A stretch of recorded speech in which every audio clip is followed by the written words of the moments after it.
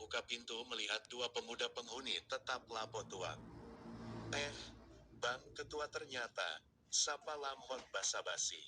Tidak ada, kami hanya ingin menjemput Bandar Lapo Tuak desa ini saja, sambungnya berkata sangat ramah. Bahanya jika terlalu ngegas dengan preman kampung ini pikirnya. Siapa yang menyuruh kalian datang ke sini? Tanya Luhut lagi, nada bicaranya tidak ada manis-manisnya seperti minuman kemasan yang warawiri iklan di TV. Anak-anak Lapo, Bang. Keduanya menjawab kompak meski enggan menyebut nama orang yang menyuruh.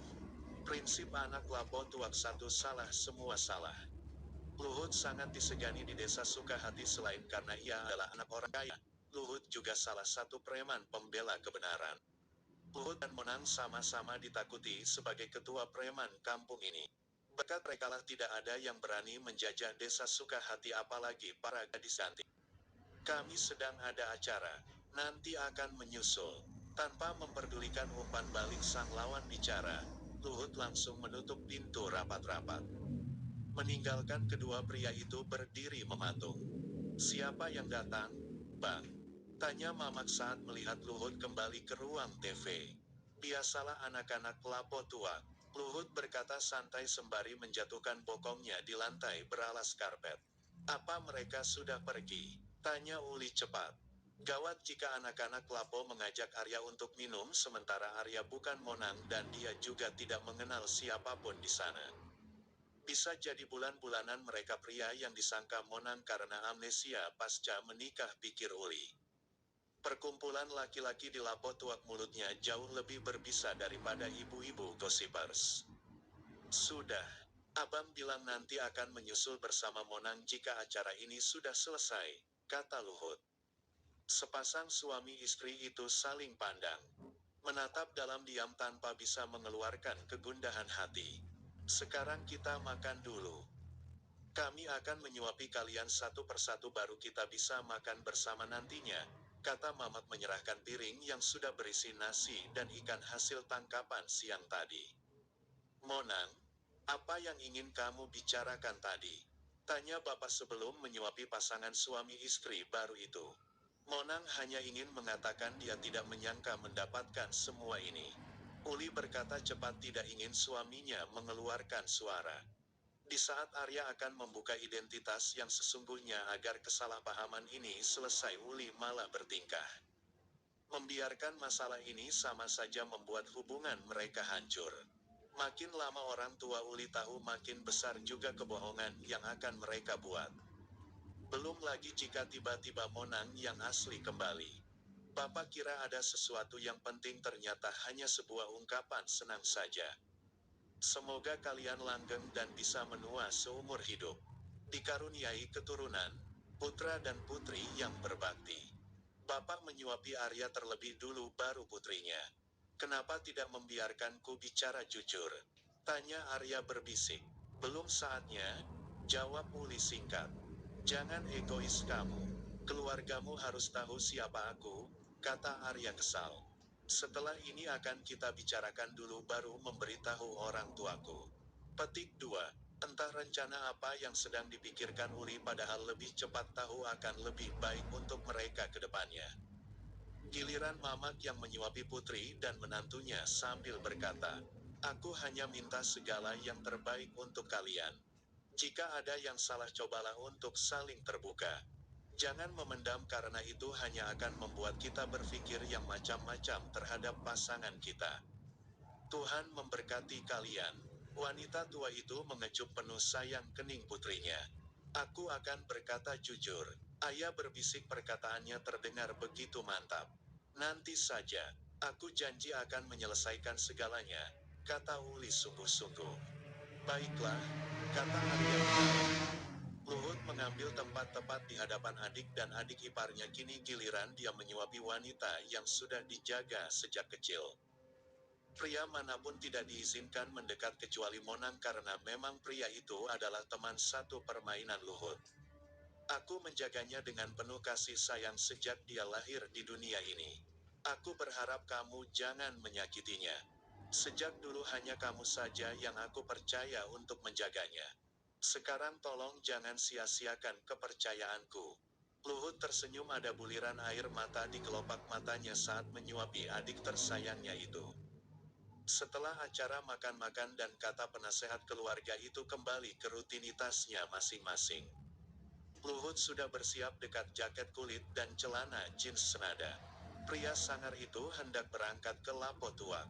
Di dalam kamar pengantin baru, sepasang suami istri sedang berdebat. Perdebatan yang seharusnya memang didebatkan. Segalanya telah mereka lakukan sebagai pasangan normal lainnya, tapi seharusnya itu untuk Uli dan Monang, bukan Arya. Entah apa yang ada di pikiran Uli karena wanita itu selalu menghalangi Arya untuk jujur akan kesalahpahaman ini. Kenapa? Tanya Arya dengan nada kesal. Mau sampai kapan berbohong seperti ini, pikirnya. Tidak untuk sekarang. Uli menjawab lantang. Lalu kapan? Apa ini semua rencanamu? Apa isi otakmu memang sebus itu? Arya mengeluarkan berbagai pertanyaan di kepalanya. Semua ini harus beres, pikirnya. Aku tidak seperti yang kamu pikirkan. Pekik Uli tidak terima dengan pertanyaan Arya. Lalu kenapa? Tanya Arya, kesalnya semakin menjadi-jadi. Sudah berkali-kali kukatakan bahwa aku tidak mau menjadi janda. Uli berkata lirih. Itulah kenyataan yang sebenarnya. Aku juga sudah pernah mengatakan bahwa aku tidak akan menceraikanmu. Arya berkata menahan kesal. Masalah ini seperti tidak ada selesainya.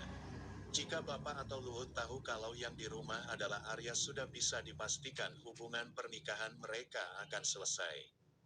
Baik orang tua ataupun penduduk kampung tahu bahwa Uli dan Monang sudah berzina. Mereka harus hidup bersama mempertanggungjawabkan perbuatan mereka kepada Tuhan dan penduduk kampung. Pihak keluarga Uli akan minta maaf kepada Arya.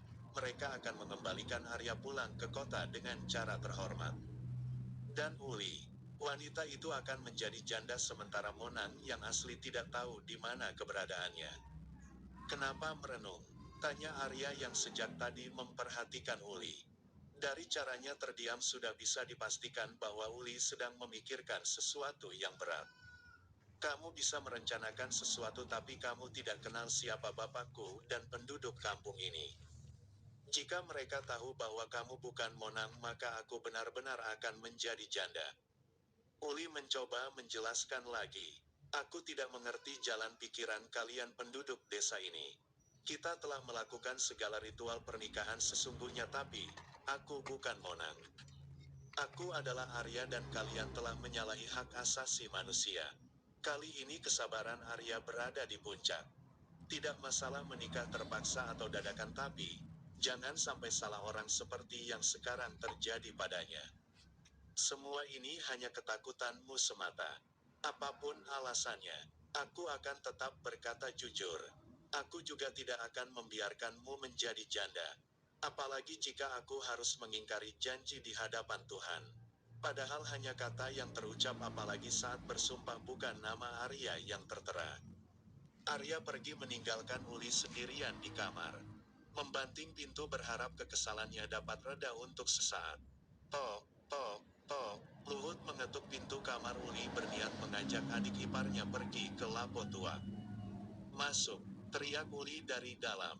Mana suamimu? Aku ingin mengajaknya ke Lapo Tua. Pandangan Luhut menyapu seisi kamar mencari keberadaan adik iparnya. Dia baru saja keluar. Coba cari di teras depan, kata Uli kehilangan fokus. Tidak sadar bahwa tindakan abangnya membawa Arya ke Lapo akan menimbulkan tanda tanya bagi mereka yang mengenal dekat Monang.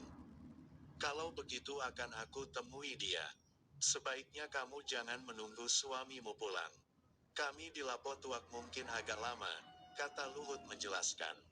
Saat pria sangar itu keluar dari kamar adiknya, tiba-tiba saja Uli sadar bahwa Arya tidak boleh datang ke Lapo Tuak. Sifat Arya dan Monang berbeda, bagaimana jika orang tahu? Ini tidak bisa dibiarkan, pikir Uli. Arya yang kebetulan memang sedang emosi karena berbeda jalan pikiran dengan Uli terpaksa menerima ajakan abang iparnya untuk ikut ke Lapo Tua. Sementara Uli sedang bersiap untuk ikut ke sana tanpa sepengetahuan kedua pria itu.